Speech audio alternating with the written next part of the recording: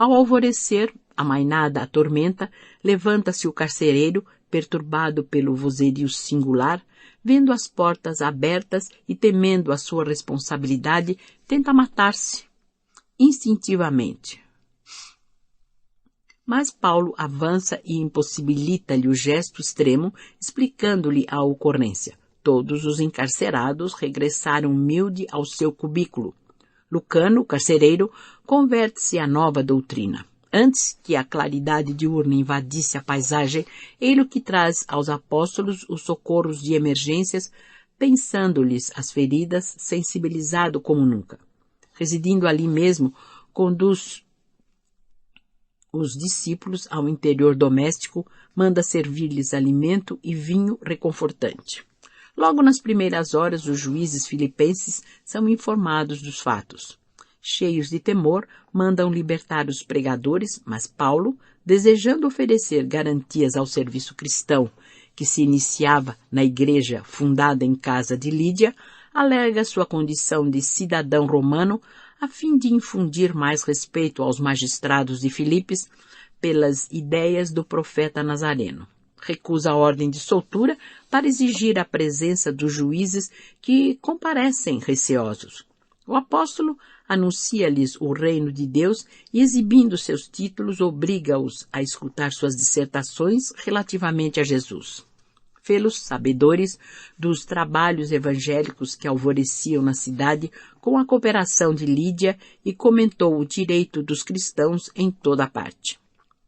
Os magistrados apresentaram-lhe desculpas, garantiram a manutenção da paz para a igreja nascente e, alegando a extensão de suas responsabilidades perante o povo, rogaram a Paulo e Silas que deixassem a cidade para evitar novos tumultos.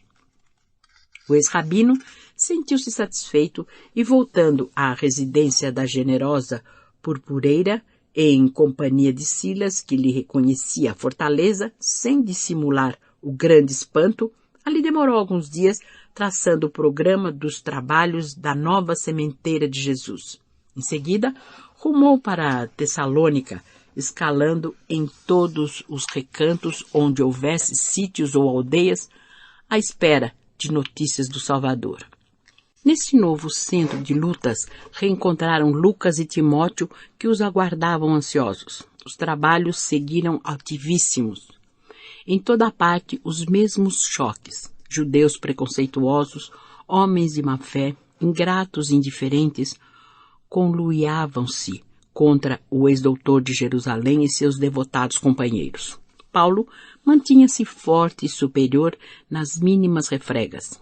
Sobrevinham dissabores, angústias na praça pública, acusações injustas, calúnias cruéis, poderosas ameaças caíam às vezes inesperadamente sobre o desinteresse divino de suas obras. Mas o valoroso discípulo do Senhor prosseguia sempre sereno e firme através das tormentas, vivendo estritamente do seu trabalho e compelindo os amigos a fazerem o mesmo. Era indispensável que Jesus triunfasse nos corações. Esse o seu programa primordial. Desatendia a qualquer capricho, sobrepunha essa realidade a quaisquer conveniências e a missão continuava entre dores e obstáculos, formidando-os, mas segura e vitoriosa em sua divina finalidade. Depois de incontáveis atritos com os judeus em Tessalônica, o ex-rabino resolveu transferir-se para Bereia. Novos labores, novas dedicações e novos martírios. Os trabalhos missionários, iniciados sempre em paz, continuavam debaixo de lutas extremas. Os judeus rigorosos de Tessalônica não faltaram em Bereia. A cidade movimentou-se contra os discípulos do Evangelho, os ânimos exaltaram-se. Lucas, Timóteo e Silas foram obrigados a afastar-se, perambulando pelas aldeias circunvizinhas. Paulo foi preso e açoitado. À custa de grandes sacrifícios dos simpatizantes de Jesus, deram-lhe liberdade com a condição de retirar-se dentro do menor prazo possível. O ex-rabino acedeu prontamente. Sabia que atrás de si e através de esforços insanos sempre ficaria uma igreja doméstica que se alargaria ao infinito, bafejada pela misericórdia do Mestre, a fim de proclamar a excelência da Boa Nova. Era noite quando os irmãos de Ideal conseguiram trazê-lo do cárcere para a via pública. O apóstolo dos gentios procurou informar-se sobre os companheiros e soube das vicissitudes que os assoberbavam. Lembrou que Silas e Lucas estavam doentes, que Timóteo necessitava encontrar-se com a sua mãe no porto de Corinto. Era melhor proporcionar aos amigos uma trégua no vórtice das atividades renovadoras. Não seria justo requisitar-lhes a cooperação quando ele próprio experimentava a necessidade de repouso. Os irmãos de Bereia insistiam pela sua partida. Era uma temeridade provocar novos atritos. Foi aí que Paulo deliberou pôr em prática um velho plano. Visitaria Atenas, satisfazendo um velho ideal. Muitas vezes, impressionado com a cultura helênica recebida em Tarso, alimentar o desejo de conhecer-lhe os monumentos gloriosos, os templos soberbos, o espírito sábio e livre. Quando ainda muito jovem, cogitara dessa visita à cidade magnificente dos velhos deuses, disposto a levar-lhe os tesouros da fé guardados em Jerusalém. Procuraria as assembleias cultas e independentes e falaria de Moisés e da sua lei. Pensando agora na realização de tal projeto, considerava que levaria luzes muito mais ricas ao espírito ateniense. Anunciaria à cidade famosa o Evangelho de Jesus. Certo, quando falasse na praça pública, não encontraria os tumultos tão do gosto israelita. Antegozava o prazer de falar à multidão afeiçoada ao trato das coisas espirituais. Indubitavelmente, os filósofos esperavam notícias do Cristo com impaciência. Teriam nas suas pregações evangélicas o verdadeiro sentido da vida. Embalado por essas esperanças, o apóstolo dos gentios decidiu a viagem acompanhado de alguns amigos mais fiéis. Esses, porém, regressaram das portas atenienses, deixando-o completamente só. Paulo penetrou na cidade possuído de grande emoção. Atenas ainda ostentava numerosas belezas exteriores. Os monumentos de suas tradições veneráveis estavam quase todos de pé. Brandas harmonias vibravam no céu muito azul. Vales risonhos atapetavam-se de flores e perfumes. A grande alma do apóstolo extasiou-se na contemplação da natureza. Recordou os nobres filósofos que haviam respirado aqueles mesmos ares. Rememorou os fastos gloriosos do passado ateniense, sentindo-se transportado a maravilhoso santuário. Entretanto, o transeunte das ruas não lhe podia ver a alma, e de Paulo viram apenas o corpo esquálido que as privações tornaram exótico.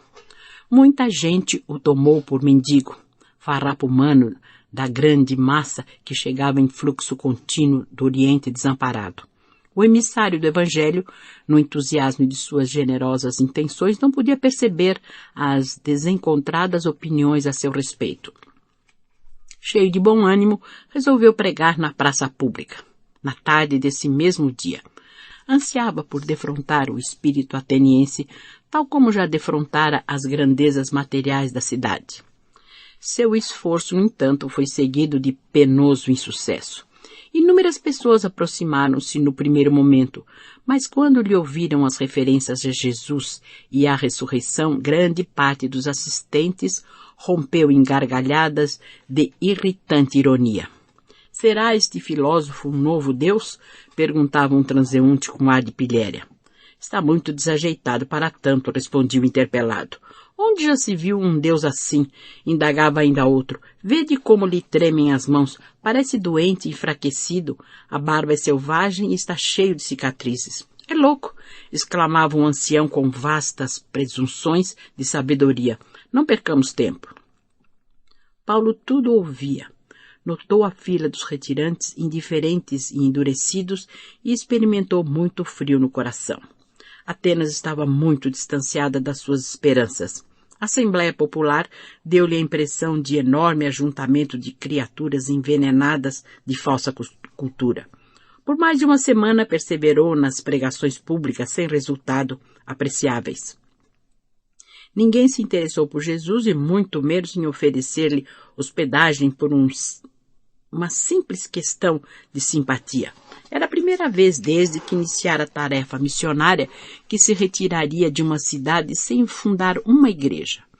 Nas aldeias mais rústicas sempre aparecia alguém que copiava as anotações do Levi para começar o labor evangélico no recinto humilde de um lar. Em Atenas, ninguém apareceu interessado na leitura dos textos evangélicos. Entretanto, foi tanta a insistência de Paulo junto de algumas personagens em evidência que o levaram ao Areópago para tomar contato com os homens mais sábios e inteligentes da época. Os componentes do nobre conclave receberam-lhe a visita com mais curiosidade que interesse.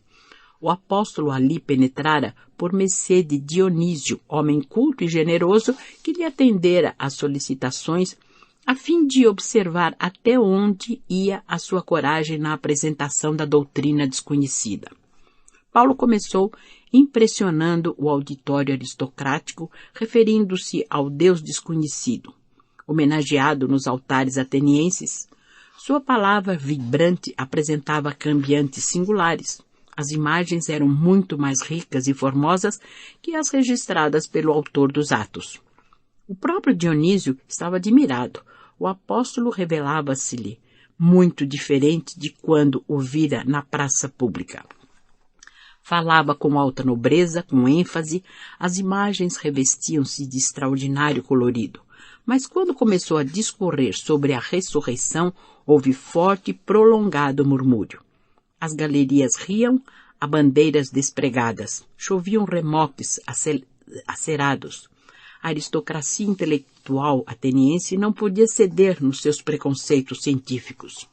Os mais irônicos deixavam o recinto com gargalhadas sarcásticas, enquanto os mais comedidos, em consideração a Dionísio, aproximaram-se do apóstolo com sorrisos intraduzíveis, declarando que o ouviriam de bom grado por outra vez quando não se desse ao luxo de comentar assuntos de ficção.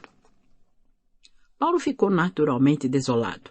No momento não podia chegar à conclusão de que a falsa cultura encontrará sempre, na sabedoria verdadeira, uma expressão de coisas imaginárias e sem sentido. A atitude do Areópago não lhe permitiu chegar ao fim. Em breve, o suntuoso recinto estava quase silencioso. O apóstolo, então, lembrou que seria preferível arrostar o tumulto dos judeus. Onde houvesse luta, haveria sempre frutos a colher. As discussões e os atritos, em muitos casos, representavam o revolvimento da terra espiritual para a semente divina. Ali, entretanto, encontrara a frieza da pedra. O mármore das colunas soberbas deu-lhe imediatamente a imagem da situação. A cultura ateniense era bela e bem cuidada. Impressionava pelo exterior magnífico, mas estava fria, com a rigidez da morte intelectual. Apenas Dionísio e uma jovem senhora de nome Dâmaris e alguns serviçais do palácio permaneciam ao seu lado, extremamente constrangidos, embora propensos à causa. Não obstante o desapontamento, Paulo de Tarso fez o possível por evitar a nuvem de tristeza que pairava sobre todos, a começar por ele próprio. Ensaiou um sorriso de conformação e tentou algo de bom humor. Dionísio consolidou ainda mais sua admiração pelas poderosas qualidades espirituais daquele homem de aparência franzina, tão enérgico e cioso de suas convicções. Antes de se retirarem, Paulo falou na possibilidade de fundar uma igreja, ainda que fosse num humilde santuário doméstico, onde se estudasse e comentasse o Evangelho. Mas os presentes não regatearam escusas e pretextos. Dionísio afirmou que lamentava não lhe ser possível amparar o cometimento dada a angústia de tempo. Dâmaris alegou os impedimentos domésticos, os servos do Areópago Um por um manifestaram dificuldades extremas. Um era muito pobre, outro muito incompreendido, e Paulo recebeu todas as recusas, mantendo singular expressão fisionômica, como o semeador que se vê rodeado somente de pedras e espinheiros. O apóstolo dos gentios despediu-se com serenidade, mas tão logo se viu só, chorou copiosamente. A que atribuir o doloroso insucesso? Não pôde compreender imediatamente que Atenas padecia de seculares intoxicações intelectuais e, supondo-se desamparado pelas energias do plano superior, o ex-rabino deu expansão a terrível desalento. Não se conformava com a frieza geral, mesmo porque a nova doutrina não lhe pertencia, e sim ao Cristo.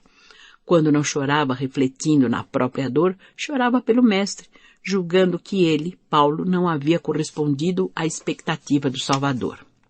Por muitos dias não conseguiu desfazer a